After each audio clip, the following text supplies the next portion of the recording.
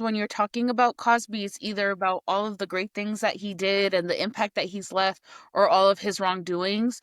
But what was key for this is not being able to shy away from either, because they all exist as part of the same world, right? And so you can't talk about one thing without the other.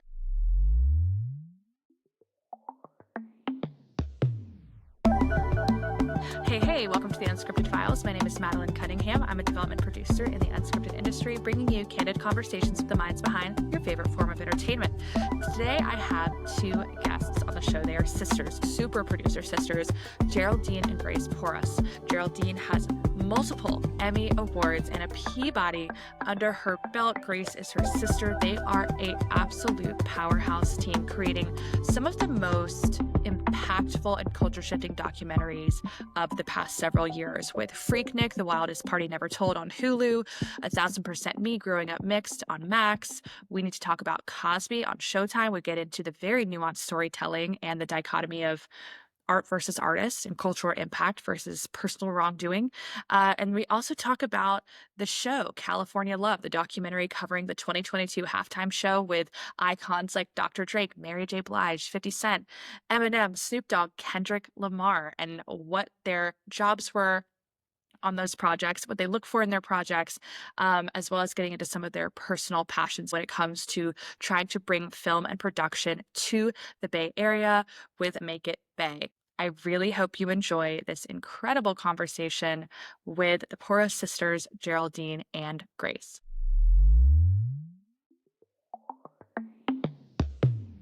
Geraldine and Grace, welcome to the Unscripted Files. How are you guys doing?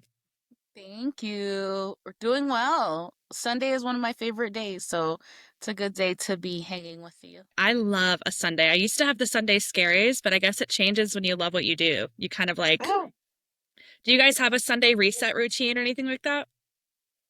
definitely. Sunday is the new Monday for me. So it's like the first day of the week, getting ready for whatever the work week looks like, gym, all the things so that the energy is set and the tone is set for the week. Yeah, what about you, Geraldine? Mine is less less on my P's and Q's and more about like having breakfast on Sunday morning and just like hanging with my boyfriend and my cat and just having a slow. I feel like Sunday is our day where we're very slow. Saturday is usually an extension of the week where we're doing what Grace said, going to the gym, finishing projects.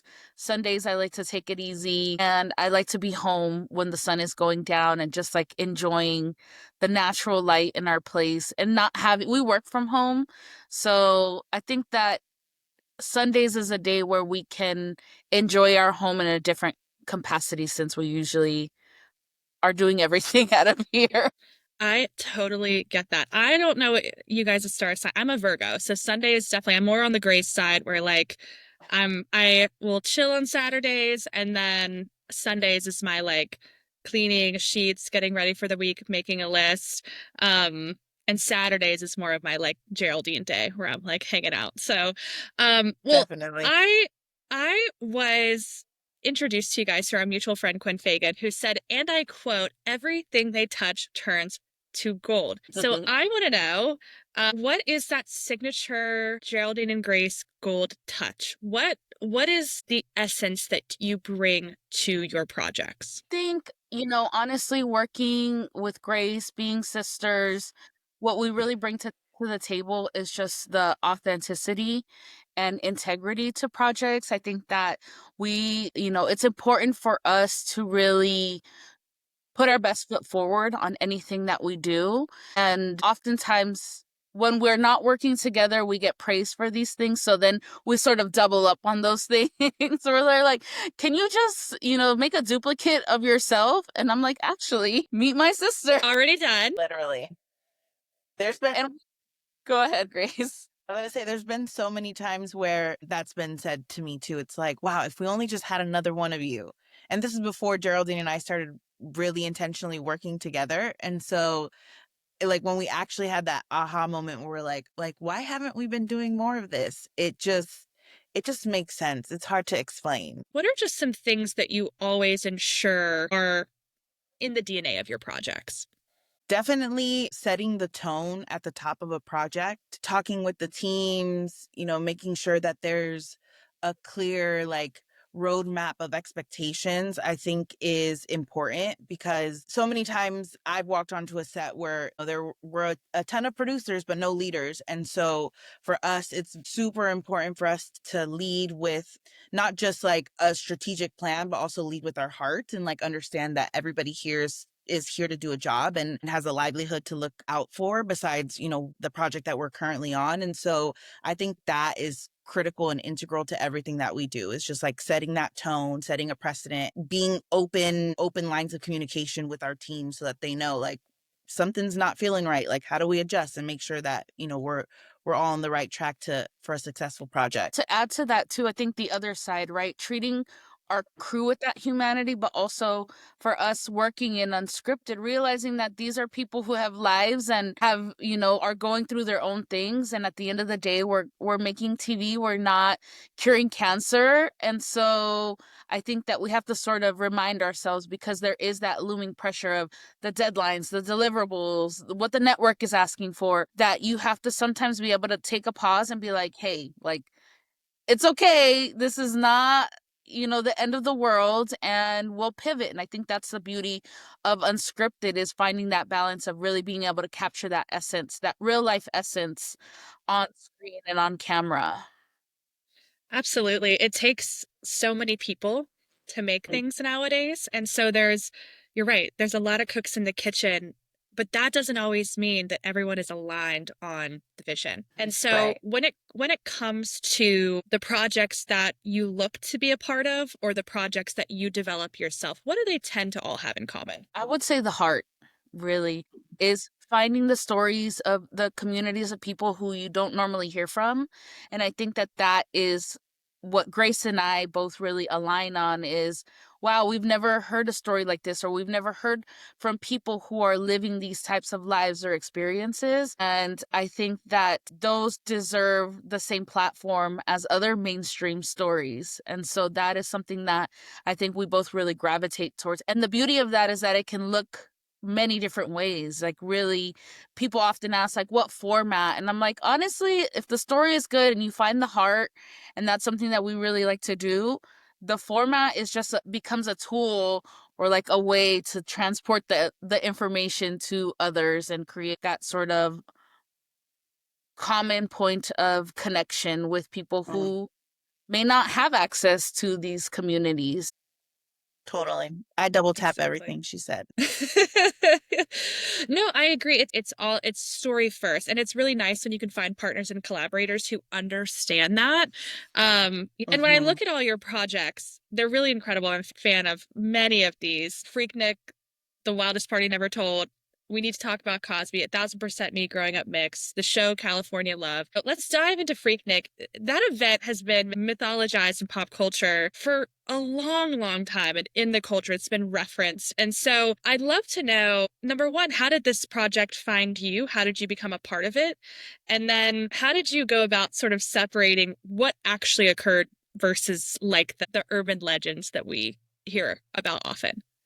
Yeah, I think, part of how Freaknik found me really was through people that I have worked with. And I think that's the beauty of this industry, right? Is really the connections that you build. And so with Freaknik in particular, it's this big cultural moment, but it's also so nuanced. And I think that that is something that I've really been able to put my stamp on the projects that I work on, is finding the nuance and the layers in the stories that we tell, because nothing is ever black and white, right? And so I think that that is what really brought me onto the project, is to help bring out those nuances of something that I wasn't old enough to be a part of. I wasn't able to go to Freaknik, but it was still so impactful that despite my age, I knew about it. I knew what Freaknik was. I saw it in episodes of Sister Sister growing up. You hear it in the Yes. music.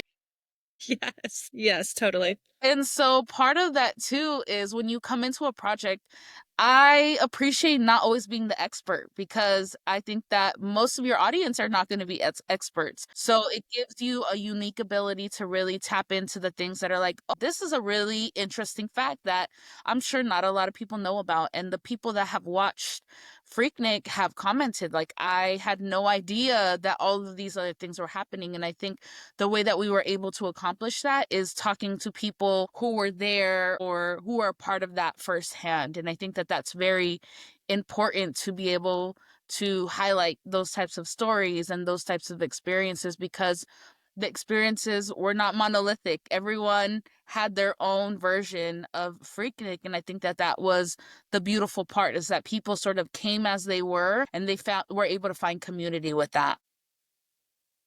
100%. Yeah, and this is a sort of a theme that I see in a couple of your projects where you're right, everyone, there's something that impacted culture so much, left its mark, but there's also people who experienced it, that person, that event, that maybe had a different story to tell. And there were some unsavory maybe layers to it where you're like, how can we ensure that we sort of resurrect this in culture because it did have an impact, but we also ensure that we're honest about maybe some other things that happen. And I think you do that so well and so honestly and delicately. And I know that that's something you probably had to learn along the way, I'm sure. Yeah, definitely.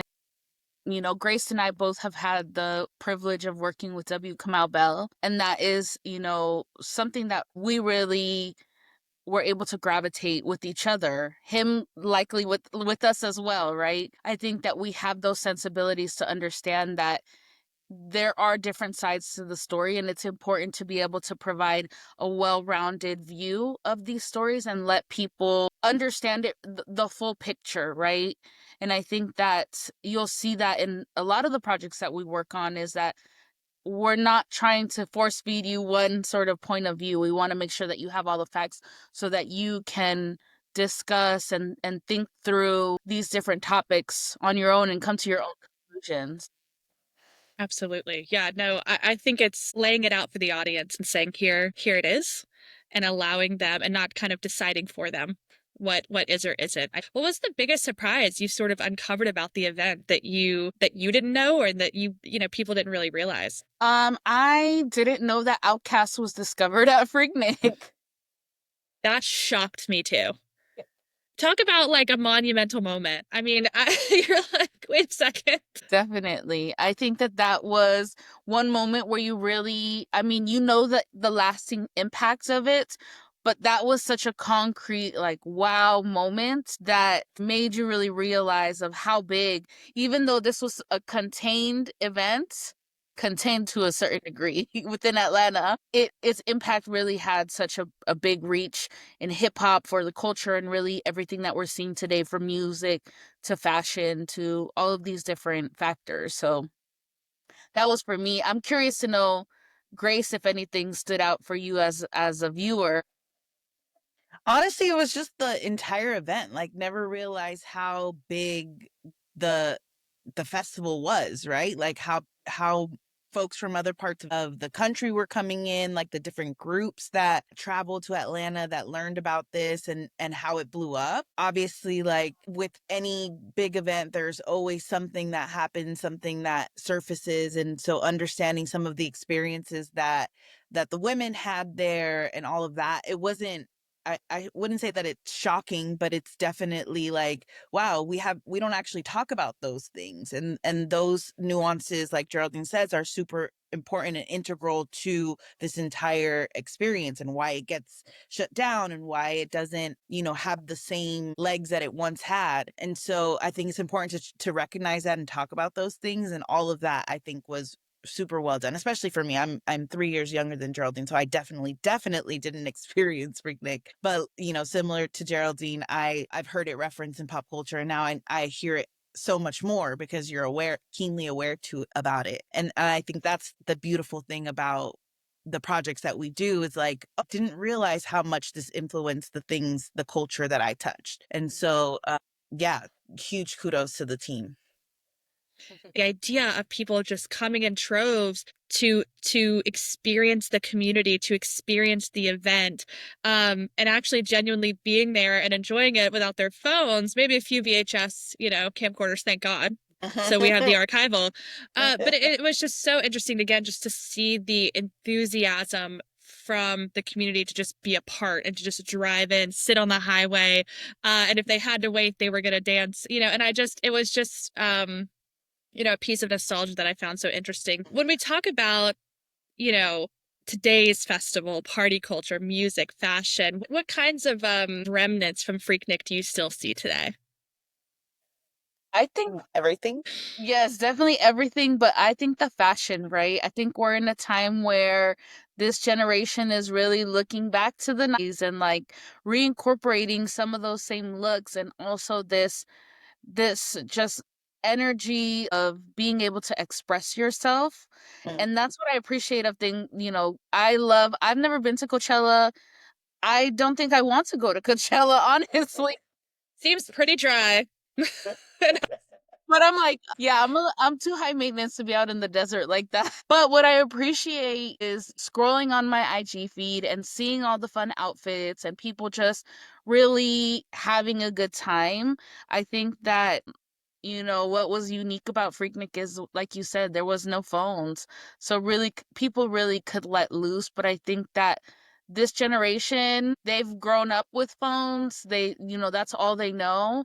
And so they're sort of still emitting that DGAF energy, right? And I appreciate that about this generation too. I'm like, good. I think that it's important for you to be able to express yourself and just live freely without worrying about what other people are going to think or say. Yeah. Yeah. I mean, we can't understate enough how much Freaknik impacted culture across the board. Before, there were spring breaks for in Cancun and all these other places where a lot of the times white folks would go, and because they could afford to go. And so black students didn't have the same, spring break experience. And so that was really their opportunity to be like, okay, we're going to pull up and do something. And that has shaped the way that now we seek out these types of communities and these types of events. As I was in a Latina sorority in college, or I am in a Latina sorority, and in college our staple event was a summer barbecue where we got to meet all of the Greeks who crossed that year. And so those are the Freaknik influence that, whether we knew it or we didn't. It's the ability to find and build community wherever we are, because that is what's accessible to us. And that's part of culture. 100%. Yeah. Building your own table in your own space. Absolutely. And again, like I said, just seeing how the ripples and everyone coming from everywhere to be a part of this, it was just amazing to see. I don't know, it's kind of rare now, it feels like, to be a part of it, to genuinely be there, not to like tell people you're there. And it was, you know So what I mean? And it was just it was pretty incredible. Speaking of nuance and projects, we need to talk about Cosby. It tackles that same sort of duality of cultural impact and personal wrongdoing. How did you approach this particular conversation when it came to Bill Cosby and we need to talk about Cosby? I think the same thing with we need to talk about Cosby. Oftentimes when you're talking about Cosby, it's either about all of the great things that he did and the impact that he's left or all of his wrongdoings. But what was key for this is not being able to shy away from either, because they all exist as part of the same world, right? And so you can't talk about one thing without the other. And it's interesting because I feel like a lot of the feedback, the the negative, quote unquote, negative feedback about the project was, you know, highlighting all the good things he did. And I'm like, well, if you had watched the project, you would know that we also talk about those things. And so I think the bigger conversation was really to be able to digest these things as a whole and navigate. This is part of the world that we live in, fortunately and unfortunately, right? The good and the bad. And so we need to be able to navigate this and have these difficult conversations with both of these things being true. You can have a huge cultural impact, but you can also do wrong things and hurt people. And so for us, it was important not to shy away from that. And I think working with Kamau as the director, he really, like, so much of his childhood was embedded, and so much of what he does now as an artist, as a comedian, as a director was directly influenced by him. So he knew that these conversations were not easy ones to have. And so it was really a priority for us to make sure that we included all of those details and sort of took you on this ride, right? Like, there's points where when we're making this, I'm watching old stand up from him and I'm laughing, and then you kind of catch yourself and you're like, wait, you remember like what this person did. And I think that was what we were trying to capture, that internal conflict of, this guy's funny, I'm laughing at his material, but also take a step back and realize everything else that comes with that, and how do you really navigate that struggle. So that was sort of our core going through the series, and it was meant to spark conversation and debate and really do the things that it did for people, whether they watched it or not. Mm. Absolutely. I mean, and how many of us, over the course of our lifetime, but more specifically, probably since about 2016, have had a hero who turned out to not be that great, who Mhm. was in your favorite movie growing up, who was in your family's favorite movie growing up, who you had I don't know, you had a poster on your wall of them, and reckoning with that and how can two things be true? I think everyone can relate to that feeling. I mean, were there any voices that you wish you could include, but it just kind of didn't work out? I think that was, we had a list of countless celebrities and comedians and folks that, we wanted to speak to, but we were also realistic in knowing that a lot of these people might not want to speak to us and go on the record and talk about this difficult subject. And I think it's for the same reasons. It's a lot to reckon with, right? And so this felt like a very conclusive type of way of sharing your opinion. And so I think that a lot of people shied away. It's interesting how many people would talk to us for hours on the phone about their experiences and things that they personally saw, but the minute you ask them to be on camera, we'll let you know, or thank you but no thank you. And so, without naming any names, I think you don't see, we had dreams of having a long list of celebrities that would be a part of this conversation, and in the end it didn't turn out that way. And so I think that that is a testament to the power that, his influence has on camera, but also in the industry as well. And I think that that was part of what we talked about in the film as well, is just how the toxicity of Hollywood and how we can sort of contribute to these types of things one way or Mhm. another. That feels like a very direct reflection of how this was perpetuated for so long. It's like even though it's now out in the open, we still have people who don't want to speak for one reason or another. And you're right, it is this culture of wanting to be silent, and I, as I'm sure you do, you respect some people's, decisions, and then other times are like, what do you have to lose, by sort of coming forward? And again, more and more nuanced. Not everything is black and white. Do you think Hollywood, and specifically society, like I said, this has been happening a lot lately, in the past decade or so, specifically with the Me Too movement, but other things as well. Do you think that, we've fully reckoned with the separation of art and the artist, and that relationship? I don't think we ever will, honestly. I think that it dates back to, like, not even just in our industry, artists, things like that, and what becomes socially acceptable throughout history or what doesn't, or sort of what gets written in history books. I think that, I mean, if you look at our administration, like, what we have a president who has been accused of laundry lists of things. What's acceptable and what's not, I think, is always going to fluctuate depending on what your values are, what's important to you. And so I think that it's going to be an age-old question that we continue to ask ourselves.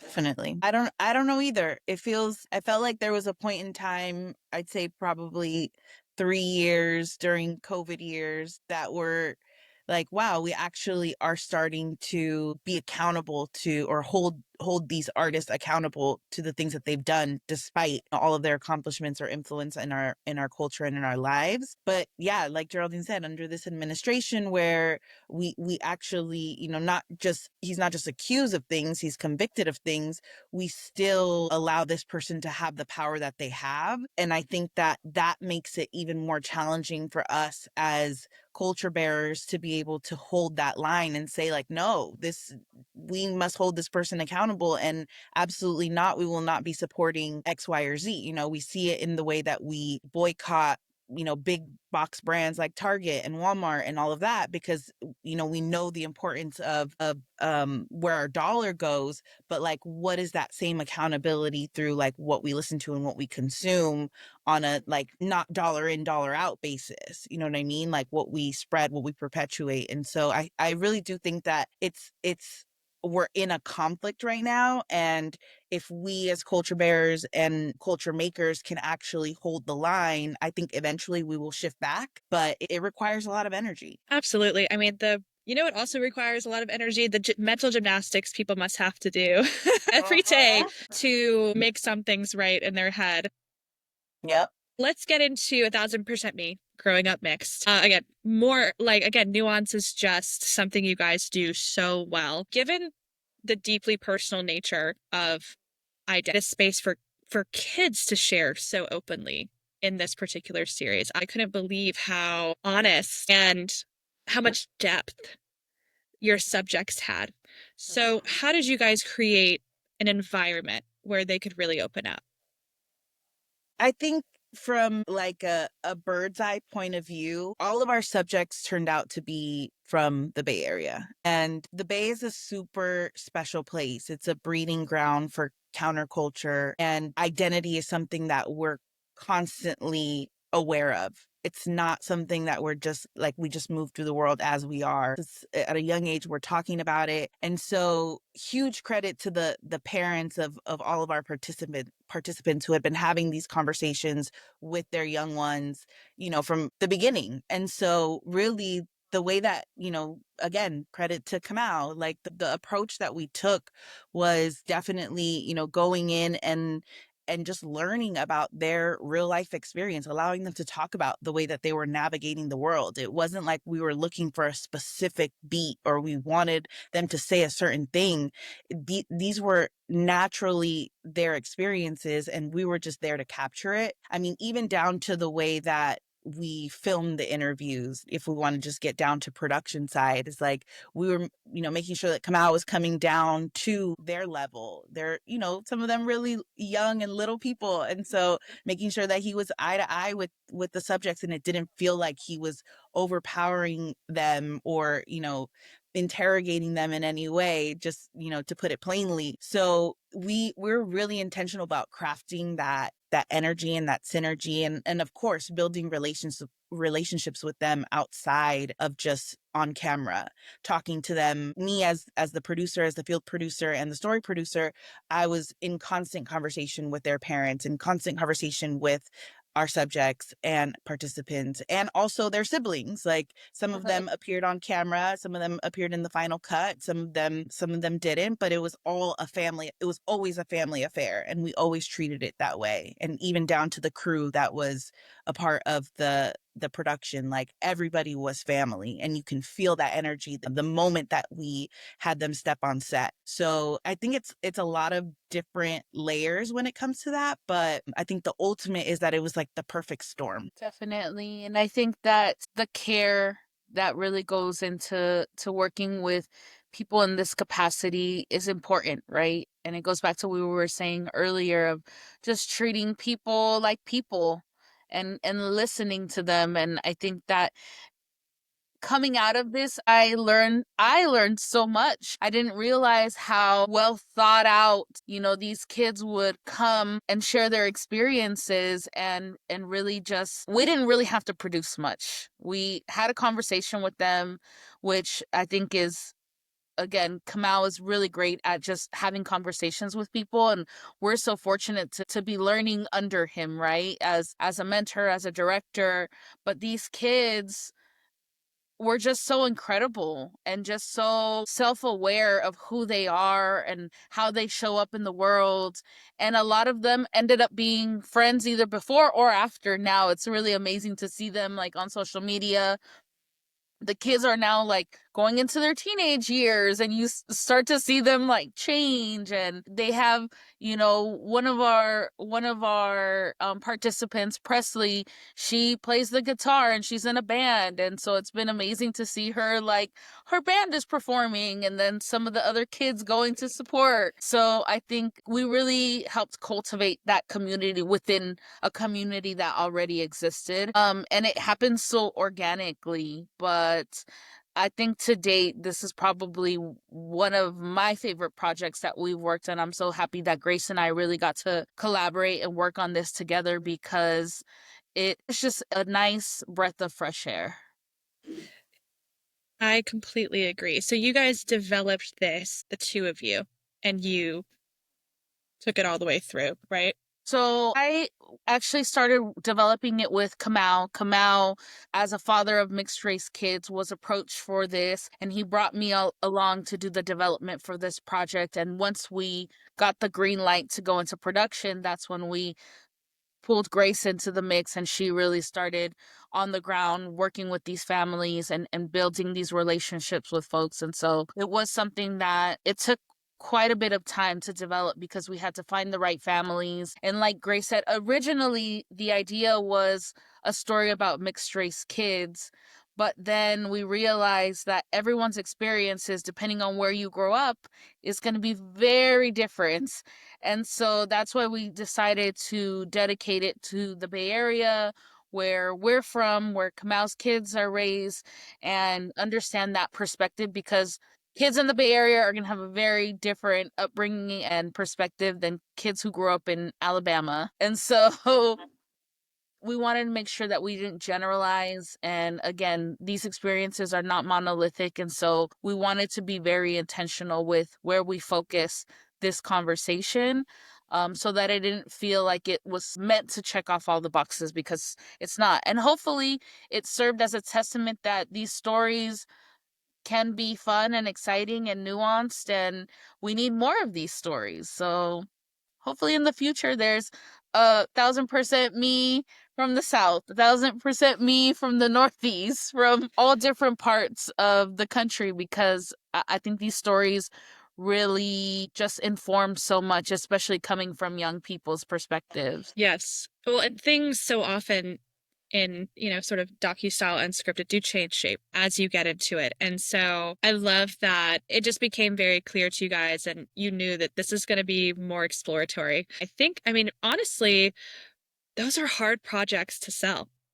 They're not easy, right? How do you guys both, in being brought onto projects and in development, when you get to the point where you're out in the market with a project, how are you sort of handling any type of feedback? It's a hard market right now, especially for these types of projects. How are you guys sort of managing that? Yeah, it's definitely something. It's a really good question. It's worth excavating, like, what's the importance of stories these days, right? And so for us, a project that I have in mind, I'm sure Geraldine knows exactly which project I'm talking about. It's getting feedback of, not having market viability, and, figuring out, how do you repackage it so that it has more of that pathway.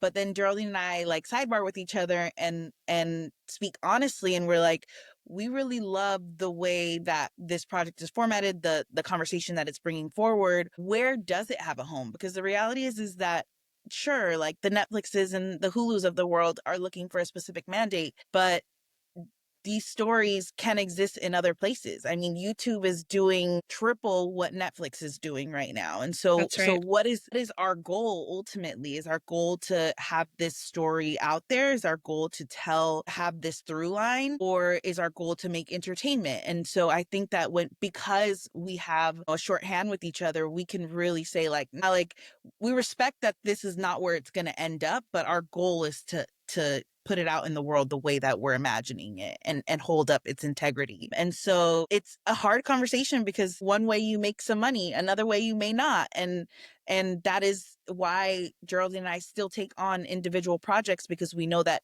yes, we have to like sustain our living, but also it's important for us to find ways to break these stories through in the marketplace, whether it's traditional or non-traditional. Yes, absolutely. I have a few projects like that myself.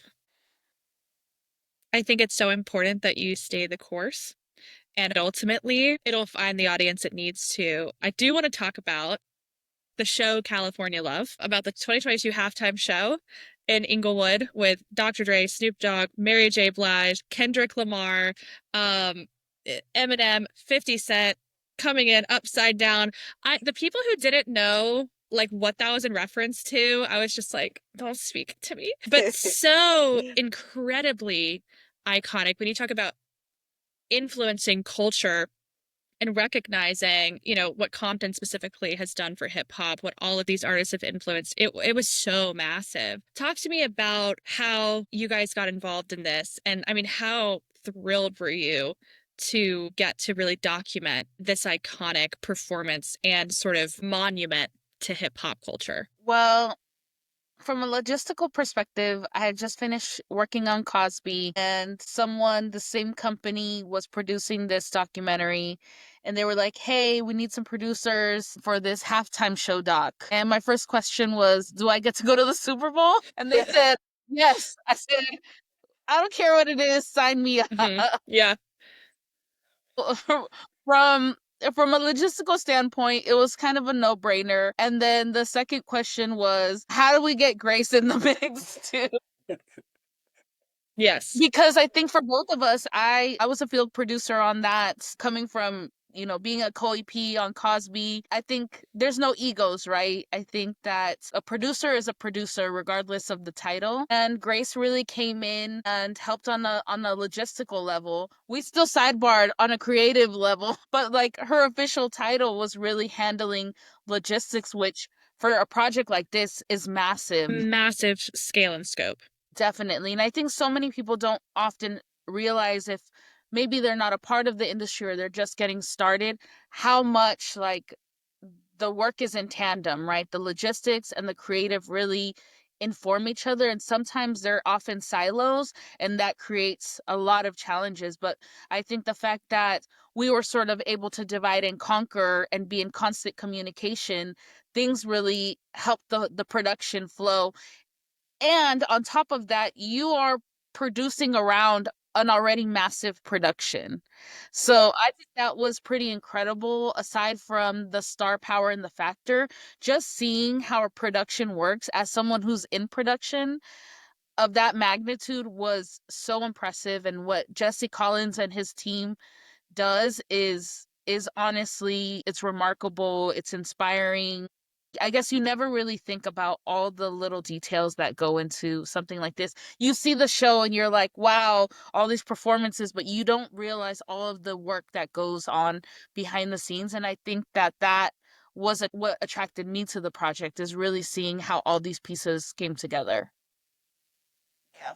I'm a big BTS person. I love understanding the making of like Project Greenlight, like all of those Yes. shows and projects for me are fascinating, especially coming from this world. It's like you know what you know, but you don't know what you don't know. And the ability to like break down those walls, break down the fourth wall for them, and really let the viewers, the audience experience like the intense labor of love that folks give, and like the real humanity behind it, because there are the stage hands that come out to bring the stage out in 8 minutes in the middle of a football game is so intense.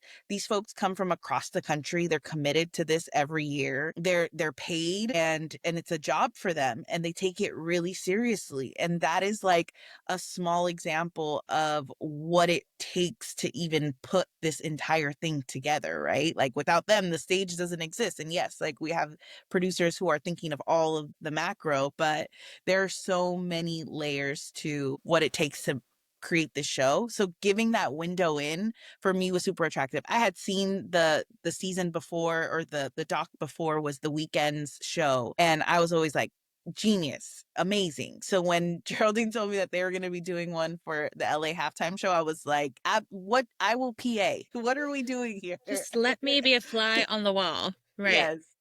So grateful to, yeah, so grateful to be brought in the capacity that we got brought in on. But like, think about it. You're working with massive entities like the NFL, Jesse Collins Entertainment, and all of the DPS who does the production services. Like, there's so many people involved, and like making sure that you're in lockstep logistically with all of these people is a huge task, as even as just a fly on the wall. Oh, I can't imagine. I mean, and yes, we can watch the BTS of the weekend, or we can watch one on any artist and appreciate and be like, wow, the scope and scale.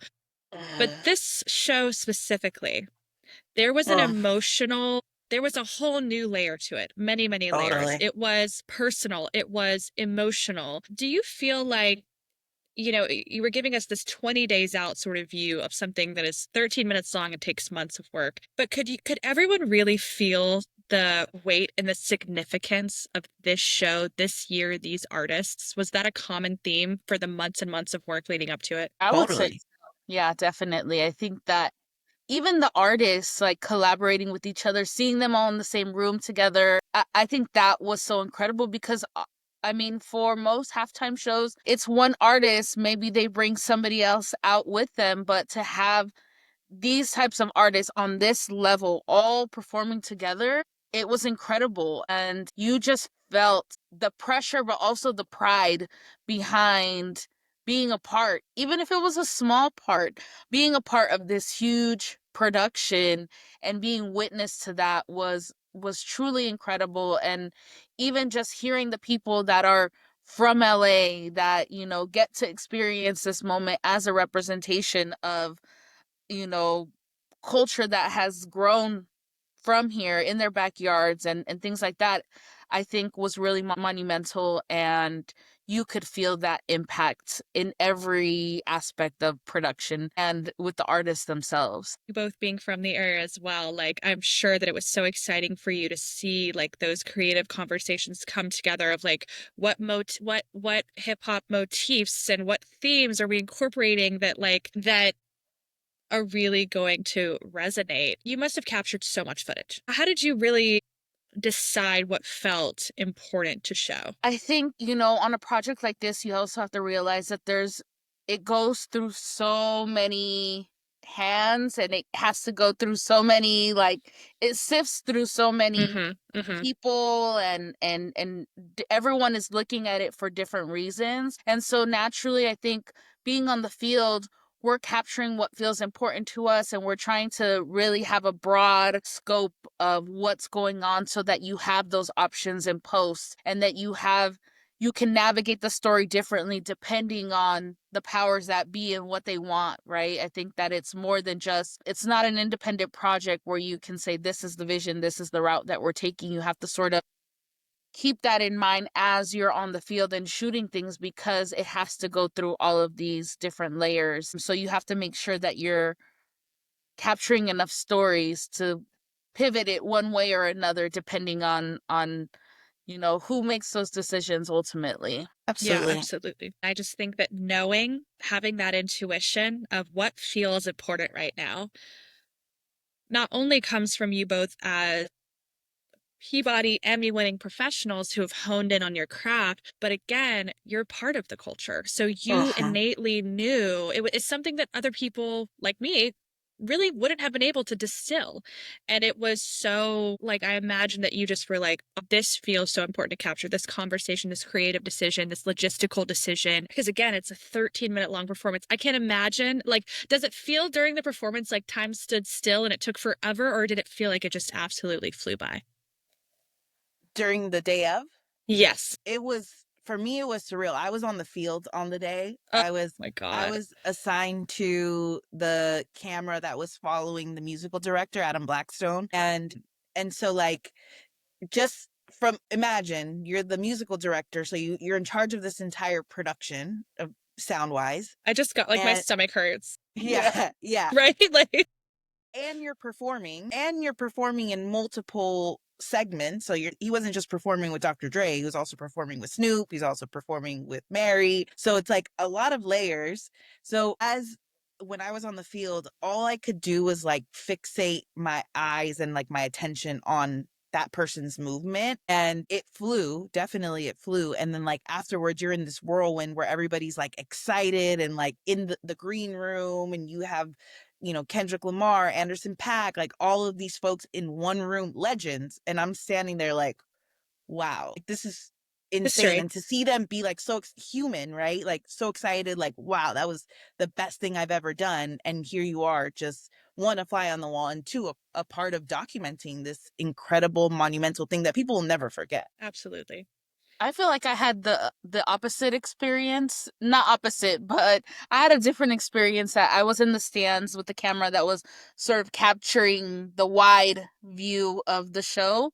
And Okay. so I had the opportunity to just take it all of the pieces in at once Mm-hmm. versus Grace, who was really the micro. I got to experience the macro for once. And because we're capturing the wide view, you don't have to necessarily like focus on one person at that time. And so I felt like I really got to take it all in after seeing all of the rehearsals and seeing the show little by little start to get come together. It was nice in that moment, and it gives me chills thinking about it because you can feel the energy in the audience, the lights, the way the lights turned off. And they, you know, I think that they had wristbands where the lights were changing, you know, the people in the audience. And so being able to experience all those different elements at once was really incredible. And it felt like time slowed down and nothing else mattered outside of those 13 minutes, and it was truly incredible.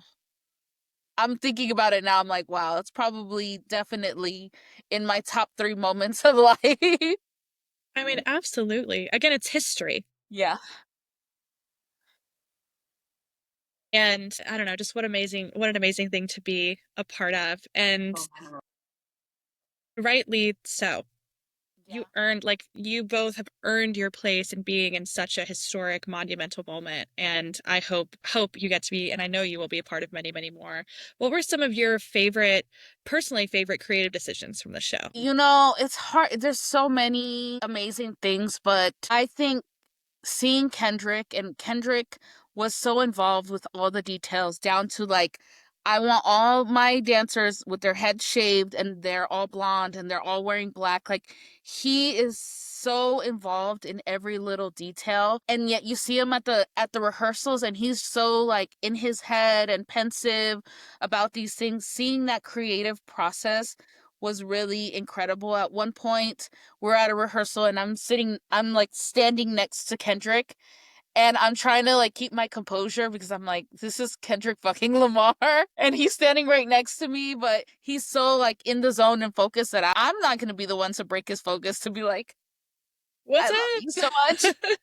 up? But really seeing all of those details come together and the way that he uses his artistry to really amplify a bigger message, I think is so impressive and remarkable.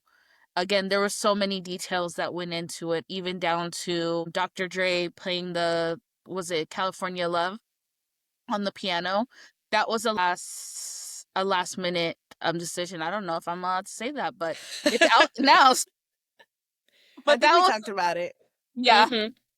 that was something that happened on the fly, and I was like, it was just a moment where you get to really appreciate these people for the creative artists that they are. I think you often just see the finished result, but to see their minds working and the process behind this was really inspiring. Yeah.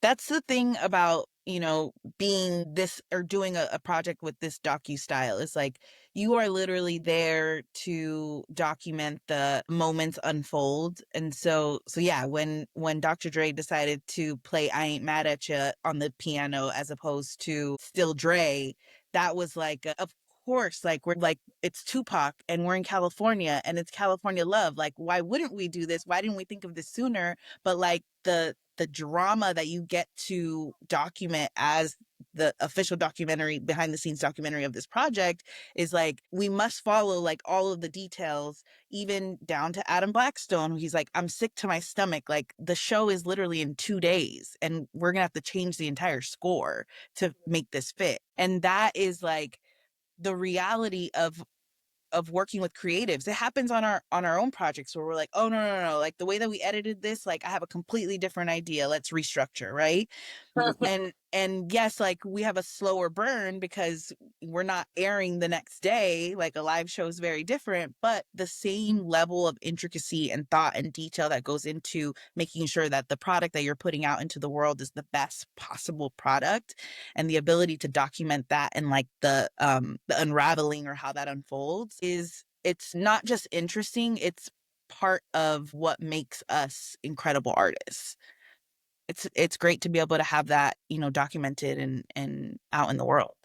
Yes. And who could have thought that 3 years later, Kendrick would be performing solo at the Super Bowl? He's such a, like you said, cerebral artist and Mhm. performer. And I mean, talk about intentional messaging, artistry from him to the set design to every single decision, that also like has to be set up in 8 minutes, right? And has to like change on the fly. And it really is an incredible thing to see watching the show California Love. Prior to watching Kendra's performance, I had an entirely different appreciation for it. And so, for me, it was so incredible to see. But now moving forward, whether it's the Super Bowl or any other sort of large, iconic performance, I just see them so differently now. And I have such a respect not only for the artist, but for every artisan who's behind the scenes working, because it just takes an absolute village. I want to hear what you guys have watched, are watching recently that you really loved, appreciated, or maybe it's not that deep, you're just like downright addicted to it. What are you enjoying right now? That's a good question. Go I ahead. just finished White Lotus. Okay, as somebody who works in unscripted, I'm like a scripted junk. I'm like, I love watching scripted Me TV. too. I don't know if it's because it's like a break from what we do, but I just finished White Lotus, and I absolutely love how they tie all of these storylines together, how you start to really like the character development in this series is incredible. And I think that it's just a show that is so well done, and I just appreciate it so much because I think that there's a lot of nuance in these in these episodes as well. So no spoilers because watching that last episode, but my mind was blown. And honestly, I had rewatched the last two seasons before watching the third one, and I want to go back and rewatch it again. Like I think that that really for me is a tell of a great show. And then also another show that is an oldie but goodie, Insecure. I've rewatched Insecure so many times, and that's another show that is just, it's so well written, and I think that it depicts, our communities in a different light, in a way that it just feels so relatable, and you feel seen, and you feel just all the different layers of what we are that I appreciate so much. And yeah, those have to be my two top faves at the moment. I watch a lot of TV, but those are the standouts. Oh yeah, White Lotus. I was going to say when you want to see like two things can be true at once, or an unsavory end, an arc that isn't going to give you maybe a satisfying ending, like all these interesting things. It's certainly a conversation starter, and all of the ways that Mike White in every season has been able to show us again unlikable characters and greed and lust and religion and wealth. I enjoy it as well. Insecure is my comfort watch. I think I've seen it 10 times. Yeah, totally. Such a good show. I know people are like have been begging her to bring it back, and she's like, I just put out one of them days. Like it's and I'm like, it is not the same, Issa, first of all, okay? But yeah, it's gosh, like yeah, she's so incredibly brilliant. That cast. I love seeing Natasha Rothwell now, like in White Yes. Lotus, because I loved her in Insecure. The casting in Insecure, the storylines, like just I 100% agree. Grace, what are you loving right now? I'm watching movies. I'm watching a lot of movies right now. Mm-hmm. Just shameless plug, Freaky Tale. Yes. Freaky Tales is out in theaters. It's a film based in Oakland, in 1980s Oakland, and we watched it at Sundance premiere last year. I watched it once in March and once when it premiered. So I've seen it 3 times. I'm not sick of it. It's great. It's a cult classic. It's like Pulp Fiction meets like I can't even describe it. The critics describe it really well. So like I've been really enjoying watching films and understanding like the landscape of filmmaking, something that has been like current in my mind. But you know, I'm always binging something on Netflix. There's always like I just watched the Pop the Balloon, which I had no idea what it was. I was like, I must figure out what this is. Like, what are people With our talking about? our girl Yvonne Orji, like we love who we love, but it was live, wasn't it? Yeah, it Yes, it's was live. Yeah. It's Yeah, interesting.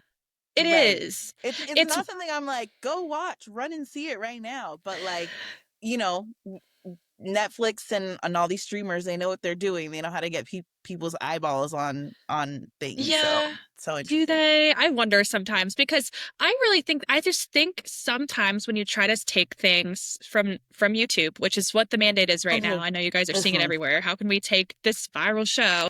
Sometimes when you take it to a larger scale and you polish it up too much, it doesn't feel the same. You know what I mean? The essence of it got lost a little bit, I think. Before we wrap out and talking about shameless plug, Grace is doing a lot of work in the Bay Area with an organization that she's founded, and I'm gonna let her talk about it, even though I'm Please. already like her biggest hype Right. woman, and I'm always like, you need to learn about Make It Bay.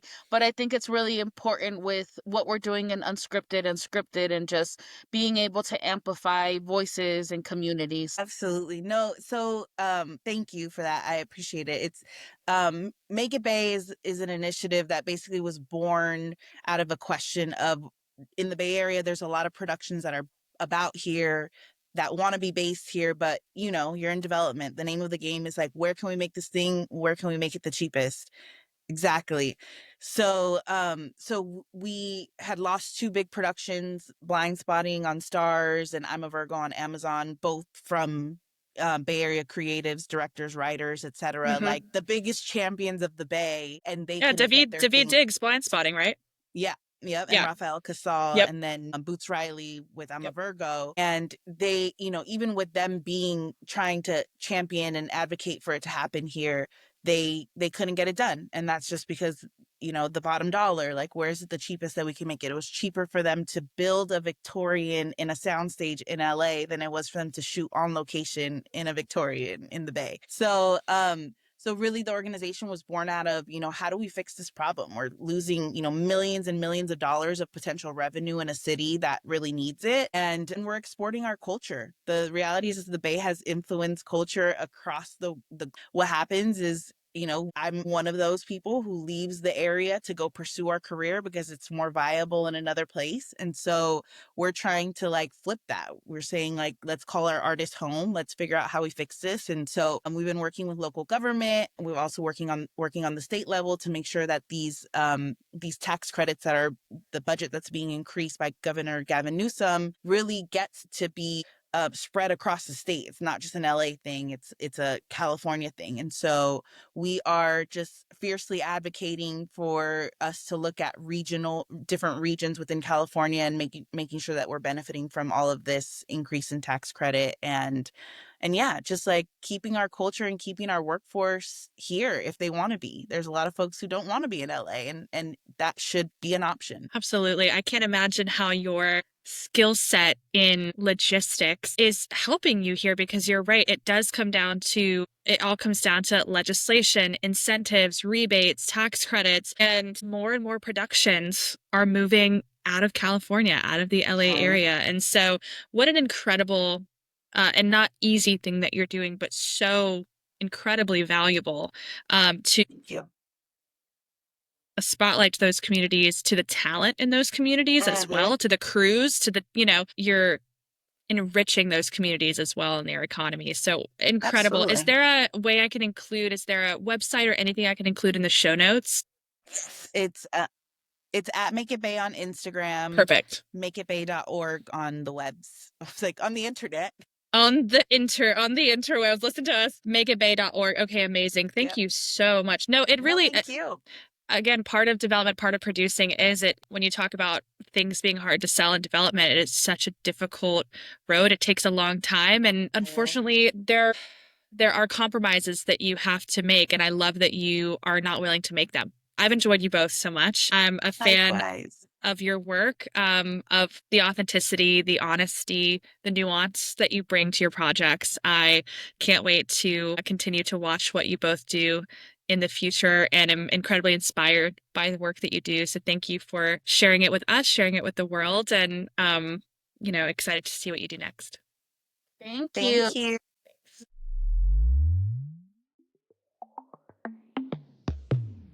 I am such a personal fan of all of their work. So many amazing lessons to glean from that conversation. It's incredibly inspiring for me. I hope it was for you too. Thanks for joining us on this Friday. Can't wait to see you next week on the Unscripted Files. Don't forget to like, subscribe, follow, rate, review, all the things, and we'll see you in a week. The Unscripted Files is brought to you by Good Gravity Entertainment. Thank you to producer Bonnie Adams, original music by composer William Wright, artwork by Lisa Schweikert, and photography by Reid Schick.